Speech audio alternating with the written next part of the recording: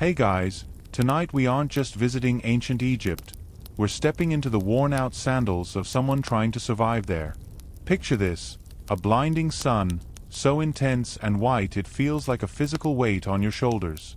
The air shimmers with heat, thick and heavy, carrying the mingled scents of baking mud, animal dung, and the faint, life-giving smell of water.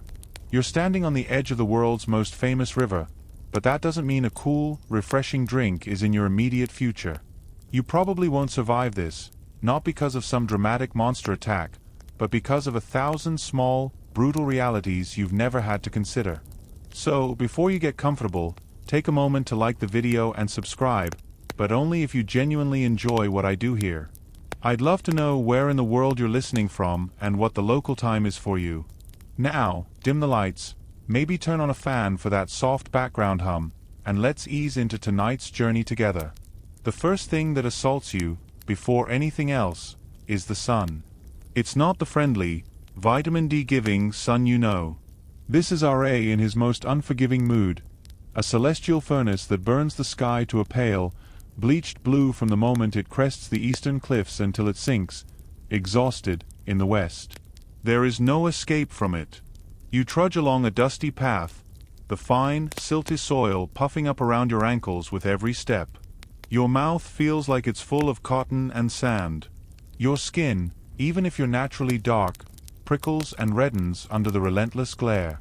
A mainstream historical fact you quickly learn is that the ancient Egyptians developed various forms of headwear and clothing for protection, primarily made from linen. But your simple linen kilt and headscarf feel laughably inadequate. The heat is a dry, sucking force, pulling the moisture from your body with every breath you exhale. Your entire world, your entire existence, is now defined by a single, serpentine ribbon of water. The Itaru, the great river, the Nile. From our bird's-eye view, it looks like a paradise, a lush green vein cutting through a vast desert. But down here, at ground level, it's a different story. The river is life, yes, but it's a possessive, dangerous kind of life. You approach the bank, desperate for a drink, but you don't just kneel down and cup the water in your hands. Oh no, you're not that foolish. You've already been warned. The water is thick, turbid, alive with silt and things you'd rather not think about. And it's shared. A herd of scrawny, long-horned cattle is being driven into the water 100 yards upstream, their hooves churning up the mud, their waste adding to the rich, organic stew. A little further up, women are beating laundry on the rocks, and downstream, someone is filling a heavy pottery jar. This is where you encounter your first quirky, fringe tidbit of survival. You'd think the main threat in the water would be bacteria, something invisible. And it is. But the visible threat is far more terrifying. Lurking just beneath the surface, looking like a waterlogged log with eyes, is a Nile crocodile. These aren't just animals. They are manifestations of the god Sobek, powerful, ancient, and insatiably hungry. You've heard the elders whisper a bizarre piece of advice, a folk remedy they swear by. If you must wade into the river, smear yourself with crocodile-dung. The logic, if you can call it that, is that the predator's own scent will mask yours.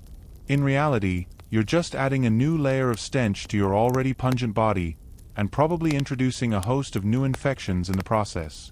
It's a desperate move, a testament to the sheer terror these creatures inspire. So, how do you get water? You learn to wait. You learn the elaborate, time-consuming process. You fill your clay jar, and you let the heavy silt settle to the bottom. This takes hours. Even then, the water is never clear. It has a distinct, earthy taste, a gritty texture. Sometimes, to mask the taste and, they hope, to purify it, they'll add a splash of beer. It doesn't make it clean, not by our standards, but it's all there is. Dehydration is a constant, gnawing companion. Your head throbs in time with your heartbeat. Your muscles cramp. You see mirages, shimmering pools of water on the hard-baked desert floor that taunt you. This isn't an adventure. It's a slow, grinding test of endurance. And the river's mood dictates everything.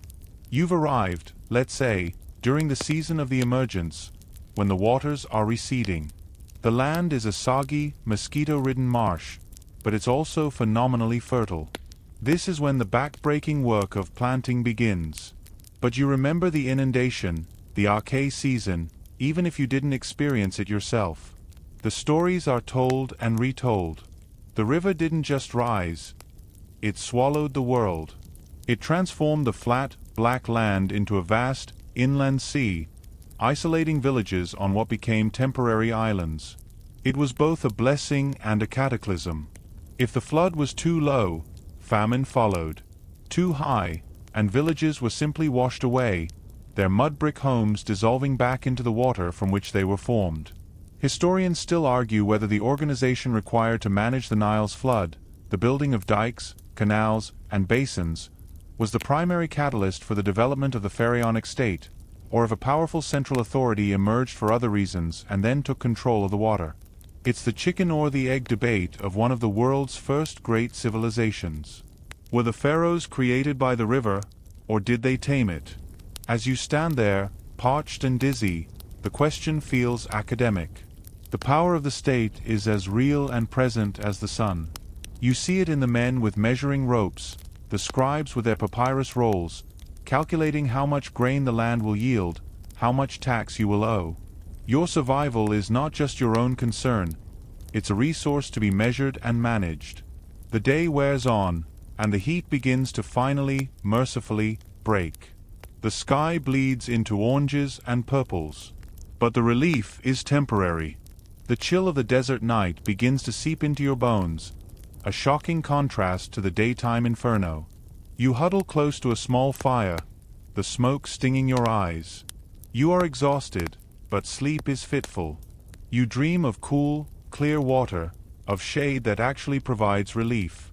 You wake up with a start, your throat still raw, the taste of the river still in your mouth. The first day is over. You've made it. But it's only the first of countless others, each a repetition of this thirst, this heat, this grinding effort just to secure the most basic element of life. And as the stars wheel overhead, you know with a sinking certainty that tomorrow brings a new set of challenges, starting with the desperate, grumbling emptiness in your stomach. That gnawing emptiness in your gut is your new constant companion, a sharp reminder that your next meal is never a guarantee, but a daily victory. The memory of clear, cool water is a fading dream, replaced by the gritty reality of your breakfast. A coarse, round loaf of bread and a clay bowl of beer. This isn't the artisanal sourdough or craft IPA you might be imagining. This is fuel, plain and simple, and it's grinding you down from the inside out. You break off a piece of the bread. It's dense, heavier than you expected, and when you bite into it, you feel a distinct, unpleasant crunch that has nothing to do with a well-baked crust. That, my friend, is the sound of quartz, sand, and tiny fragments of millstone that have been baked right into the loaf, a direct result of the grinding process on coarse stone querns.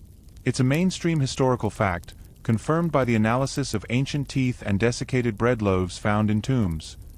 The Egyptian diet was incredibly abrasive, and the average person's teeth were worn down to the pulp, often by their early 30s, leading to abscesses, crippling pain, and chronic infections that could easily turn fatal.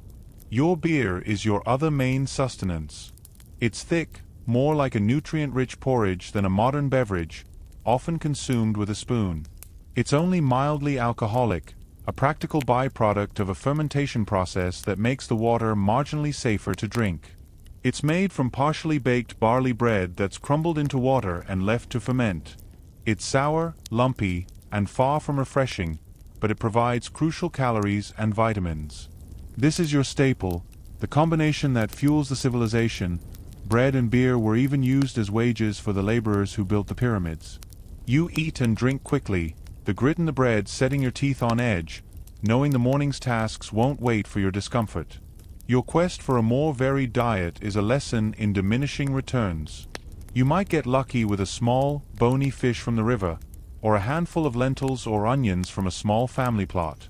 But meat is a rare luxury, a glimpse of wealth you likely don't possess. For the commoner, a slaughtered goat or a stringy, old ox is a cause for a village-wide celebration, an event that happens a handful of times a year, if that. The wealthy enjoy beef, antelope, and oryx, but your world is defined by carbohydrates. You've heard tales of the grand feasts in the halls of the nobility, where they dine on roasted duck, honey-soaked cakes, and figs, but for you, a handful of dates is a precious treat, a burst of sugary energy that feels like a gift from the gods themselves. This is where you stumble upon one of those quirky, fringe tidbits of culinary history.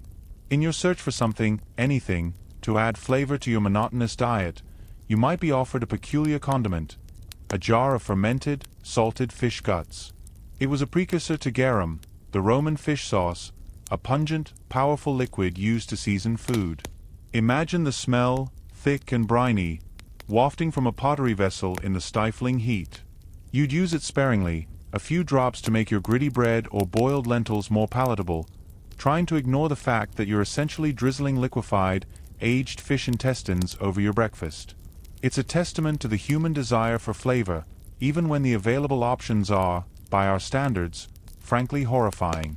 The lack of variety isn't just boring, it's a slow-acting poison. You suffer from nagging ailments you can't explain, a lingering weakness, sores that are slow to heal, a foggy feeling in your head. You're likely deficient in a host of vitamins and minerals.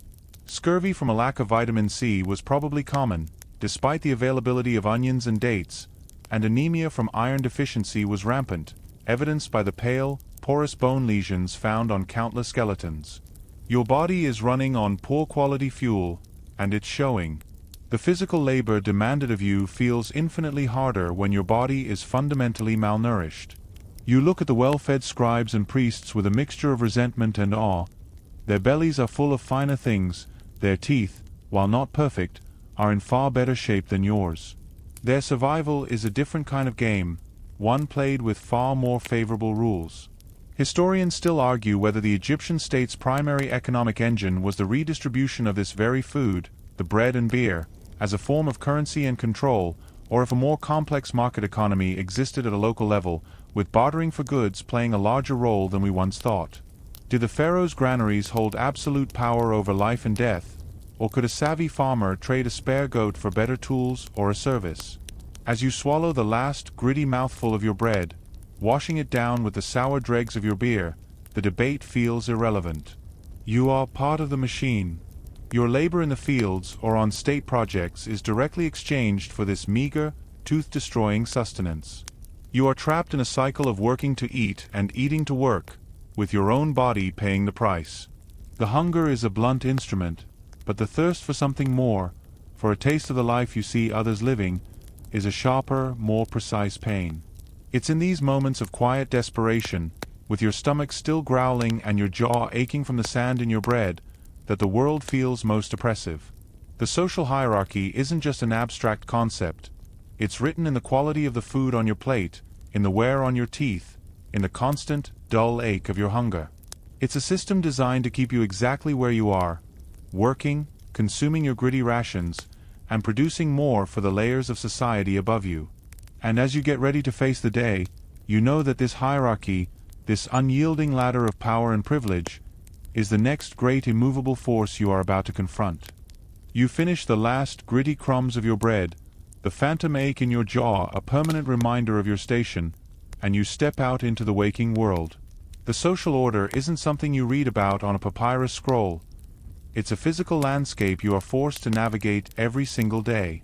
You are at the bottom, a merit, a commoner, and the weight of the entire structure presses down on you from above. You trudge past the vast walled estate of a local noble, a pat, and you don't even dare look directly at the gates.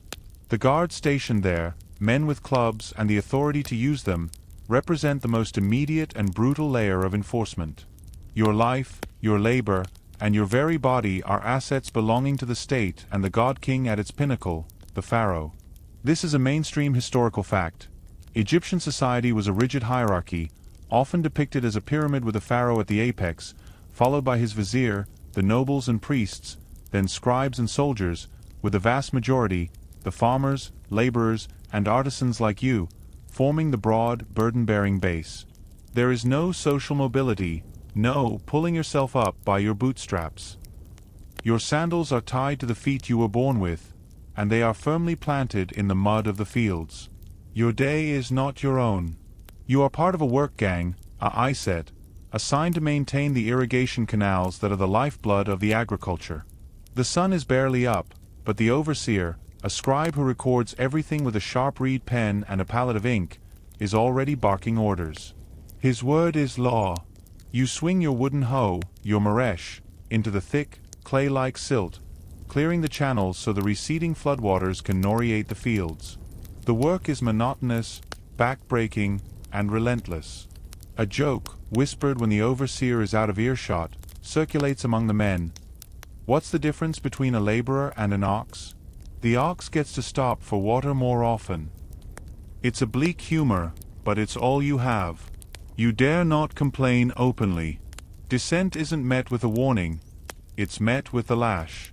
The state's control is absolute, and its justice is swift and severe. Your value is calculated in the volume of dirt you can move or the area of grain you can harvest. You catch a glimpse of the scribe, sitting in the shade of a portable canopy, his clean hands moving effortlessly across a sheet of papyrus. He represents a world you can never enter. Literacy is the ultimate barrier, the key that unlocks a life free from manual labor. Scribes are the administrative engine of Egypt, and they enjoy privileges you can only dream of: better food, lighter clothing, and a life that doesn't end with a broken body at 35. You see a soldier patrol the perimeter, his kilt crisp, a bronze-tipped spear in his hand. He, too, exists in a different stratum, his loyalty to the state granting him a status far above yours.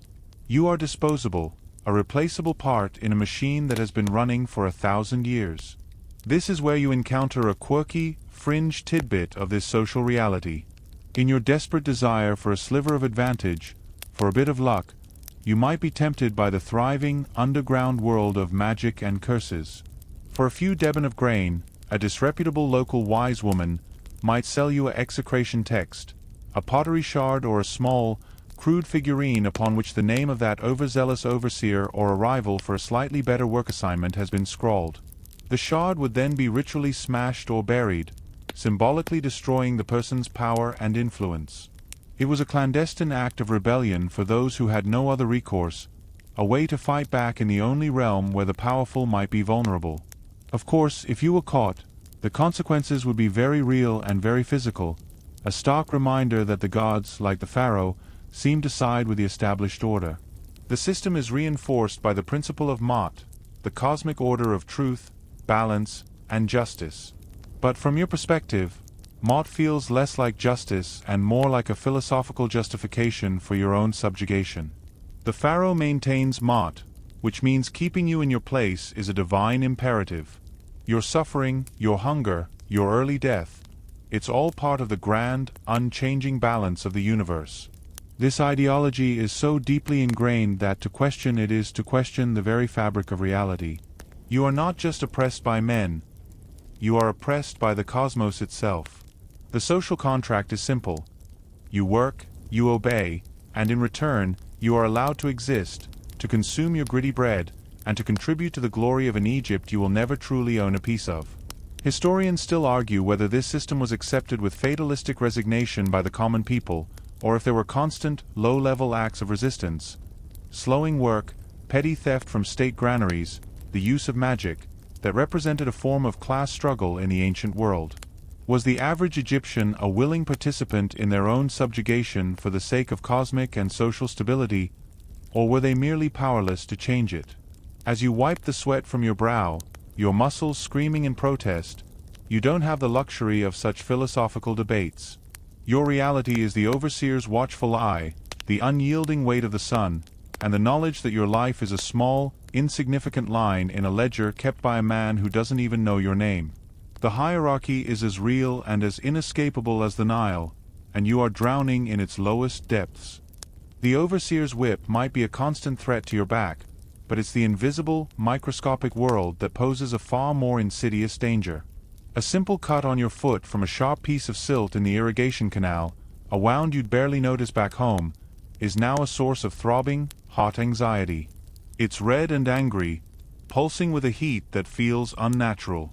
This is your introduction to Egyptian medicine, a bewildering fusion of practical genius, spiritual necessity, and what you can only describe as sheer, unadulterated horror. You limp away from the canals, seeking help, and find yourself before SWNW, a physician. His reputation is a mix of respect and fear.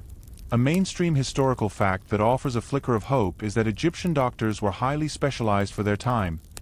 There were dentists, doctors of the belly, doctors of the eyes, and even shepherds of the anus. They could set bones with remarkable skill, suture wounds with needle and thread, and their understanding of anatomy, gained from mummification practices, was advanced. They knew the body had a system of channels, metu, and that a blockage could cause illness. The SWNW examines your foot, his expression unreadable. He doesn't just see an infection. He sees a potential imbalance, a possible doorway for a malign spirit or the result of a divine curse. His diagnosis is a two-pronged approach. First, the practical. He cleans the wound with, well, it's best not to ask, but it stings fiercely. Then, he reaches for his most trusted remedy, honey. Raw, thick, and powerfully antibacterial, honey is the closest thing to a miracle drug in his arsenal. He packs the cut with it, the sticky sweetness a stark contrast to the pus it's meant to draw out. It's a genuinely effective treatment, one backed by modern science. You feel a moment of relief. But then, he reaches for another pouch. He produces a piece of moldy bread, crumbling it into a paste with more honey and something else, a bitter-tasting herb. This is his antibiotic. While he has no concept of penicillin, centuries of observation have taught him that applying certain molds to wounds can prevent festering. It's a crude, unpredictable, but occasionally effective form of early medicine. Just as you start to believe this might actually work, he begins to chant. His voice is a low, rhythmic murmur as he ties a small, rough-made amulet around your ankle. A blue faience bess, the dwarf god who protects against evil spirits, particularly in vulnerable situations like childbirth and, apparently, infected cuts. The line between pharmacy and temple is non-existent. For a fever, he might prescribe a potion of willow bark tea, which contains salicin, a natural precursor to aspirin, but he will also inscribe a spell on a piece of papyrus, dissolve the ink in water, and have you drink it. The cure is as much about driving out the demon causing the fever as it is about the anti-inflammatory properties of the willow. You are expected to have faith in both equally.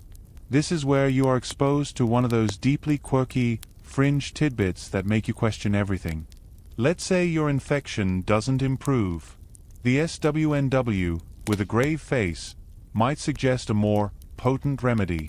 He proposes a poultice made from crushed cockroaches and donkey dung. The logic, as explained, is that the vile nature of the ingredients will disgust and drive out the vile disease spirit inhabiting your wound. In reality, you are smearing a paste of bacteria-laden feces and insect parts onto broken skin, a guaranteed way to turn a simple infection into a life-threatening case of septicemia. It's a desperate, magical gambit born of a world where the causes of putrefaction are a complete mystery, and the solution to corruption is, paradoxically, more corruption. You leave the SWNW's presence, your foot bandaged and sticky with honey and mystery, the amulet feeling heavy on your ankle. The treatment is a roll of the dice. Will the honey and moldy bread be enough to overcome the dirt introduced by the initial injury and, potentially, the physician's own unsanitary practices? Or will the wound turn gangrenous, sealing your fate? Every throb is a question. Medicine here is a terrifying lottery. A simple stomach ailment could be treated with mint to soothe the cramps, or it could be diagnosed as a wandering womb. Yes, they believe the uterus could move around the body causing havoc, and require you to inhale foul-smelling vapors to lure it back into place. Survival is as much about luck as it is about health. Historians still argue whether Egyptian medical papyri, like the famous Ebers papyrus, represent a unified, systematic approach to healing or simply a collection of disparate, often contradictory, recipes and spells gathered from various sources over centuries. Was there a coherent medical theory, or was it a throw everything at the wall and see what sticks practice, where the successful outcomes were remembered and the failures were attributed to angry gods or insufficient faith? As you lie in your cramped mud brick home, the feverish heat spreading from your foot up your leg, the debate is meaningless. Your life now hangs in the balance between the genuine antibacterial properties of honey and the potentially lethal superstition of a dung poultice. It's a race between science and magic, and you are the terrified prize. The fever from your wound finally breaks, leaving you weak and trembling, but there is no time for convalescence. A different kind of fever is sweeping through your village. The fever of state compulsion. The whip crack of authority sounds not from a lone overseer now, but from a royal herald standing on a raised platform, his voice echoing through the dusty square. The inundation is receding, and the Pharaoh, in his divine wisdom, has decreed a new project, a temple, a tomb, a new stretch of canal. And you, by the sheer misfortune of your birth and your functioning limbs, have been conscripted. This is corvée labor, the tax you pay with your body, and refusal is not an option. A mainstream historical fact that becomes your brutal reality is that the pyramids and monuments of Egypt were not built by slaves in the Hollywood sense, but largely by a rotating workforce of conscripted Egyptian peasants like you. During the months when the fields were flooded and farming was impossible, you were drafted into the service of the God King. It was a way to manage the labor force and execute massive state projects, but for you, it feels like a death sentence. You are marched away from your home, joined by a stream of other grim-faced men from neighboring villages. The journey to the worksite is its own form of punishment. Long, thirsty days under the sun, meager rations of bread and beer, and the constant, gnawing fear of what awaits. When you arrive, the scale of the operation steals your breath. It is a city of stone and dust, a chaotic, roaring hive of activity. Thousands of men move in coordinated chaos, hauling massive limestone blocks on wooden sledges, scrambling up ramps of mud and brick, the air filled with the sounds of chisels, shouting, and the relentless crack of the taskmaster's whips. You are assigned to a quarry gang. Your job is simple, backbreaking, and eternal. Pound stone with a ball of dolerite, a rock harder than limestone, to fracture the bedrock and free a block that will be shaped by more skilled hands. The work is inhuman. The dust coats your lungs, turning your coughs into gritty, painful spasms. Your hands, already calloused from farm work, blister and bleed until they are just leathery pads of scar tissue. The whip, the curbash, is the punctuation of your day. It doesn't just punish laziness, it sets the pace. A slow sledges team feels it. A man who stumbles under the weight of a rope feels it. It is a constant reminder that your life is cheaper than the stone you are cutting. You are a biological machine, and your fuel is the state's bread, your maintenance is minimal, and your lifespan is irrelevant. The joke among the laborers is as dark as the quarry shade. They say the Pharaoh is a god. Must be true. Only a god could make a man miss the taste of sandy bread. You dream of the gritty loaves from your village as if they were a delicacy. You are housed in a sprawling, makeshift barracks, a warren of mud brick huts crowded with exhausted, groaning men. The sanitation is non-existent. Disease rips through the camp with terrifying speed. The medical care you encountered before is a distant luxury here. A man with a crushed foot or a raging fever is simply moved to the side and left to the attentions of the flies and the jackals. The death toll is a constant, silent calculation in your mind. You see men broken, their spirits shattered long before their bodies give out. The only thing that keeps you going is the knowledge that this rotation, like the flood, will eventually end. You will be marched home, replaced by a fresh wave of conscripts, your body and spirit permanently diminished, but alive. This is where you witness a quirky, fringe tidbit of massive state projects, a small act of humanity in the immense, crushing anonymity of the endeavor. In the dead of night, by the light of a tiny oil lamp, you see a man in your gang carefully scratching a crude drawing onto a discarded piece of limestone. It's a caricature of their overseer, a comically exaggerated figure with a massive whip and a tiny head. Next to it, another man has chiseled the name of his work gang, the Friends of Khufu, a proud, defiant label for their unit. These graffiti, found deep within the structures of pyramids and tombs, are the fleeting voices of the individuals lost to history. They weren't just anonymous drones. They were men who sought to leave a mark, however small, to assert their identity in the face of a project designed to erase it. It's a whisper of personality, a flicker of resistance in the dark. Historians still argue whether the conscription system was a form of brutal oppression that drained the lifeblood of the peasantry or if it was, in a perverse way, a stabilizing social force that provided food and purpose during idle months and fostered a collective national identity through shared, monumental achievement.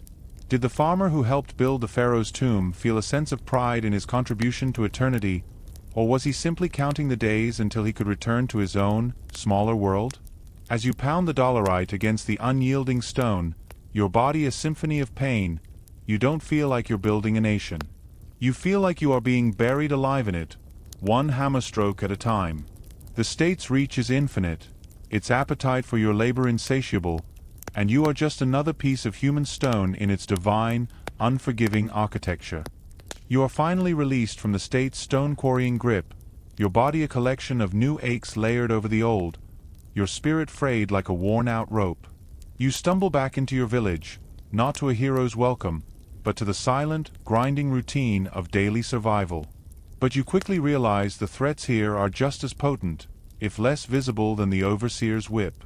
The world is not just made of mud, water, and stone, it is saturated with the divine and the demonic.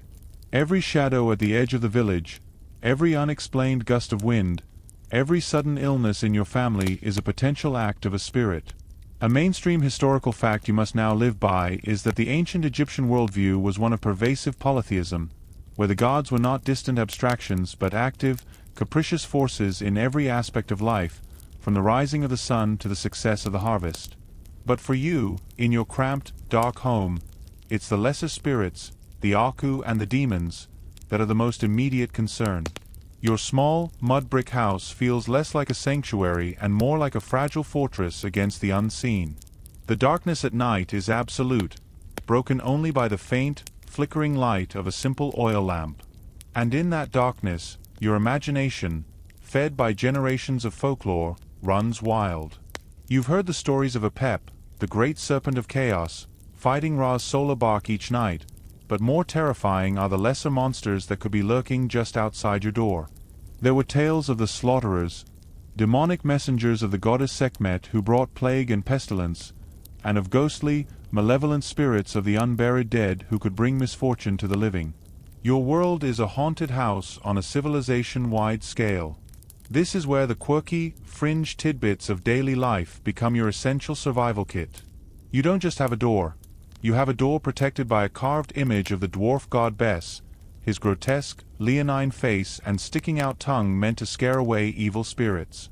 Your wife, if you have one, might wear an amulet of the goddess Tauret, the hippopotamus-headed protector of childbirth, around her neck.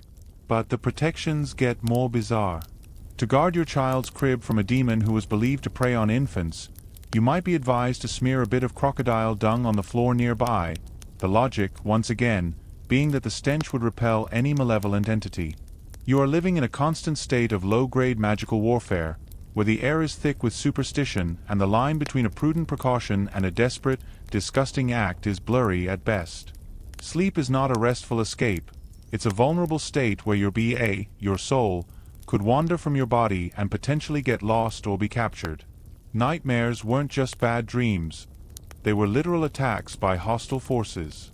You mumble a prayer to the god Bes before closing your eyes, hoping his protective aura is strong enough. A sudden illness that strikes your child isn't just a virus. It's the night hag, or a demon of fever that has slipped past your defenses. The response is as much ritual as it is medicinal. A local wise woman might be called to perform a spell, waving a knife over the child's body to symbolically cut the demon's influence, while chanting incantations that have been passed down for generations. You watch, your heart pounding with a mixture of hope and terror, wondering if the magic will be potent enough this time.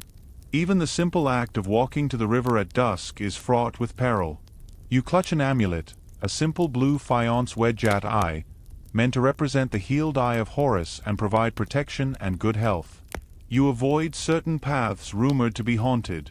The world is a web of invisible dangers, and your life is a constant process of navigating its malevolent threads. The state religion, with its grand temples and powerful priests, feels as distant as the stars.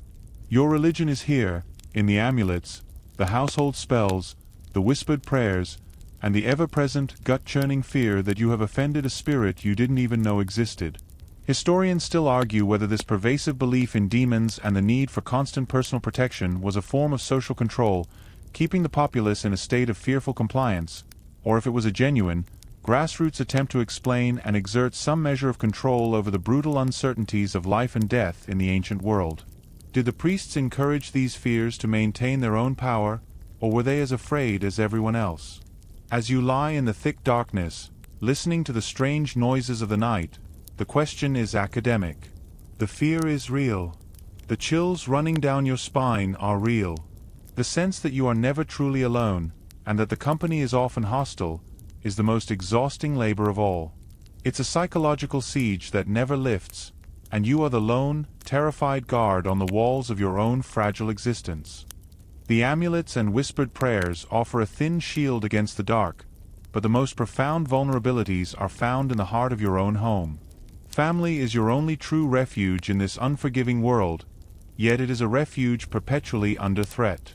You take a wife, likely in a simple agreement between families sealed with a small exchange of goods, not a grand temple ceremony. Love might grow, but the foundation is practical survival. And with this union comes the hope, the desperate need, for children. They are your future labor, your only form of social security, the ones who will make your funeral offerings and keep your name alive after you are gone. But the path to creating a family is a gauntlet of peril, especially for the woman you now call your wife. A mainstream historical fact that hangs over your household like a specter is the terrifyingly high rate of maternal and infant mortality. Childbirth was one of the most dangerous events in a woman's life, and estimates suggest that both mother and child had a staggeringly high chance of not surviving the ordeal. You watch as your wife's belly swells, a time that should be filled with joy but is instead saturated with anxiety. She wears her Tauret amulet constantly, rubbing the hippopotamus-shaped figure for protection. The physical reality of pregnancy is brutal without modern nutrition or prenatal care. She suffers from the deficiencies that plague everyone, her body struggling to nourish itself and the life within her. As the time draws near, the atmosphere in your one-room house grows thick with dread. The local midwife is summoned, her knowledge a mix of practical experience and ritual. She has herbs to try and ease the pain, and she knows how to position a mother, but her tools are limited, her understanding of complications is framed in terms of obstructing demons, and if something goes badly wrong, there is nothing she can do. This is where you are confronted with one of those deeply personal, quirky, and heartbreaking tidbits of family life. In a desperate attempt to safeguard the mother and the incoming soul, the midwife might use a birthing brick, a specially decorated brick upon which your wife would squat during labor. These bricks were often inscribed with protective deities and scenes of powerful goddesses like Hathor, meant to create a sacred, shielded space for the miracle and the terror of birth to unfold.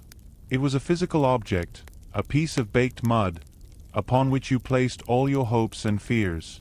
You would wait outside, hearing her cries, utterly powerless, knowing that the next hour could leave you a father, a widower, or utterly alone. If you are fortunate, the gods and the magic are merciful. A child is born, squalling and alive. Your wife survives, exhausted but well. The relief is a tidal wave that washes through you.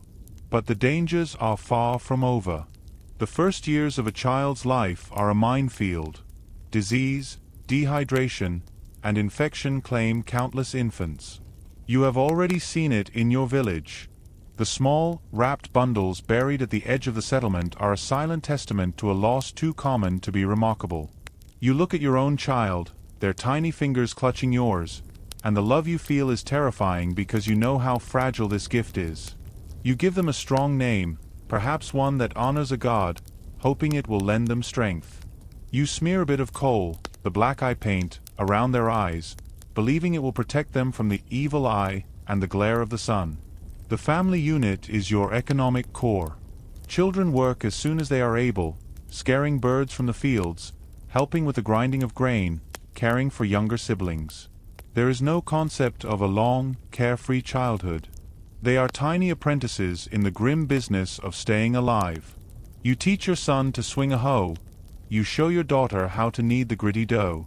Their survival is your legacy, and your survival in old age depends on their strength and loyalty. The emotional bonds are deep and fierce, precisely because the world is so intent on severing them. The loss of a child or a spouse is not a rare tragedy. It is a common, soul-crushing feature of existence. The grief is a weight you are expected to carry silently while continuing to haul water and break bread.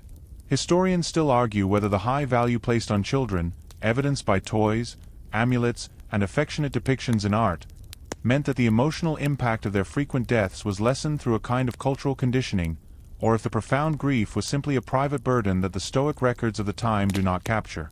Did parents learn not to love so deeply to protect themselves from the inevitable pain, or did they love fiercely, knowing how easily that love could be shattered? As you watch your wife nurse your newborn, her face drawn with exhaustion and worry, you know the answer. The fear makes the love more acute, more desperate. Every smile from your child is a victory against the darkness, and every cough is a potential heartbreak. The family is the one fortress you are allowed to build, but its walls are made of sand, and the tide of reality is always rising. The fortress, in the end, could not be held. Perhaps it was a fever that the honey and moldy bread could not cure, or a scorpion's sting in the field, or simply the accumulated exhaustion of a life spent trudging under the sun. Your body, worn down by grit and labor, finally gives out. But in ancient Egypt, death is not an end. It is merely the most complex and financially ruinous transaction of your existence. You are no longer a person. You are a project. Your family, grieving and terrified, now faces the monumental task of ensuring your journey into the afterlife, a process governed by rules so strict and expenses so high that your death might very well beggar those you left behind. A mainstream historical fact that now dictates your family's fate is the elaborate process of mummification, a practice intended to preserve the body as a permanent home for the soul. But this is not the pristine, gold and lapis lazuli affair of the Pharaohs. This is the budget version, and it is horrifying. Your body is taken to the Penefer, the House of Beauty, which is a generous name for what is essentially a workshop of death. The stench is indescribable, a thick, sweet, putrid odor of spices, natron salt, and decaying flesh that hangs over the district like a pestilential cloud. The embalmers, the weti, are skilled, but they are also tradesmen, and they present your family with a menu of options. The top-tier package, the one you see in museums, involves brain removal via a hooked rod through the nose, the careful evisceration of all internal organs except the heart, desiccation in a natron salt bath for 70 days, and meticulous wrapping in hundreds of yards of linen. Your family, of course, cannot afford this. They opt for a cheaper, more direct method. This is where you become the subject of a deeply quirky, fringe, and macabre tidbit of funerary science. In the cheaper forms of mummification, the embalmers sometimes avoided the messy and time-consuming process of organ removal. Instead, they would inject a pungent, low-grade juniper oil or even liquid resin through your anus, plugging the opening to prevent leakage. They would then place your body in the natron salt. The salts would dehydrate your tissues, and over time, the injected oil, aided by the internal decay, would liquefy your internal organs. Later, when the plugs were removed, this gruesome slurry would drain out, leaving behind a desiccated, hollowed-out shell. You were, in effect, pickled and emptied from the inside out. It was efficient, cost-effective, and utterly grotesque. Your organs, if they were removed, aren't placed in beautiful canopic jars with animal-headed lids. Those are for the nobility. Yours might be wrapped in linen packets and tucked back inside your body cavity, or unceremoniously buried nearby. The wrapping process is equally frugal. The linen might be old sheets and rags, some still stained from their previous life. Amulets are meant to be placed between the wrapping layers for protection in the underworld, but yours are cheap, faience imitations, if you get any at all. The priests chant the spells from the Book of the Dead, but it's a rushed, abbreviated version. Your coffin, if you have one, is a simple, undecorated wooden box. Many of your social standing are simply wrapped and buried in a pit in the sand. The goal is not grandeur, it is basic, functional passage, and even that is a desperate financial stretch for your family. The final, most terrifying hurdle is the judgment. The Egyptians believed that after death, your heart would be weighed against the feather of Ma'at, the goddess of truth and order. This is the ultimate reality check. If your heart, heavy with sin, outweighed the feather, it would be devoured by the monstrous Ammit, the devourer of the dead, a creature part lion, part hippo, part crocodile, and you would cease to exist entirely. To prevent this, your family would have included a heart scarab amulet in your wrappings, inscribed with a spell begging your own heart not to testify against you. It was the ultimate act of moral hedging, a magical cheat code for the afterlife.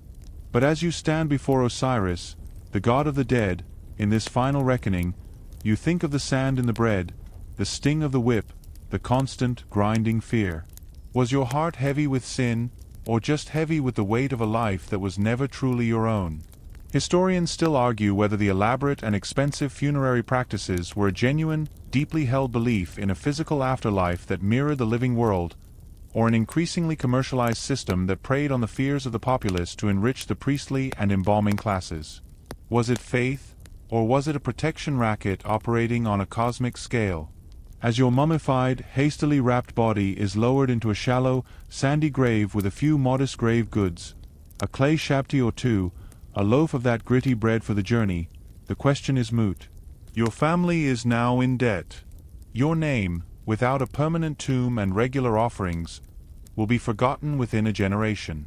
You fought the sun, the river, the state, and the demons. In the end, the cost of dying was the one battle you were guaranteed to lose, and the price was paid by the living. The journey is over now. The heat fades from your skin, the grit washes from your mouth, the weight of the stone and the fear of the dark slowly lift from your shoulders. The relentless pace of that ancient world, a drumbeat of survival and obligation, softens into a distant, fading echo. You can let go of the hunger, the thirst, the anxiety that clung to you like a second shadow.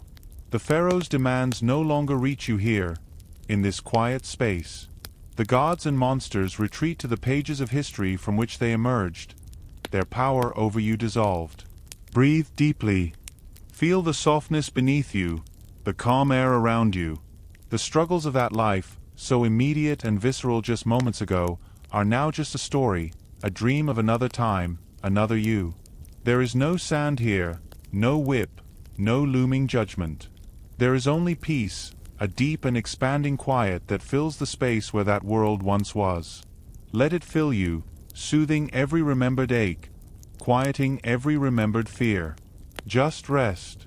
Let the silence carry you away into a gentle, dreamless sleep.